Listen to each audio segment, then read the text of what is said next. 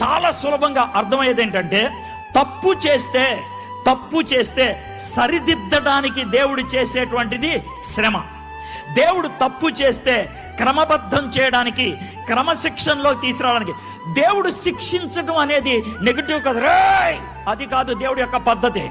దేవుడి యొక్క పద్ధతి ఏంటంటే, నువ్వు తప్పుదోవలో వెళ్తున్నావు, ఇటు కొడితే సెంటర్లోకి వస్తావు, ఇటు కొడితే సెంటర్లోకి వస్తావు. దావీదు పాపం చేశాడు, దేవుడు కొడితే మళ్ళీ సెంటర్లోకి వచ్చాడు. సంసోను తప్పు చేశాడు, దేవుడు కొడితే మళ్ళీ సెంటర్లోకి వచ్చాడు. నువ్వు తప్పు చేశావేమో, అందుకే కొట్టాడేమో దేవుడు నిన్ను. నువ్వు తప్పు చేసావేమో, అందుకే నీకు శ్రమ వచ్చిందేమో. అయితే తప్పు చేసినప్పుడు శ్రమ వస్తే, జాగ్రత్త వినండి, తప్పు చేసినప్పుడు శ్రమ వస్తే దేవుణ్ణి కోరాల్సిందేంటి? దేవుణ్ణి కోరాల్సింది ఒకటే, కనికరము. ఏం కోరాలి? దావీదు కనికరాన్ని కోరాడు.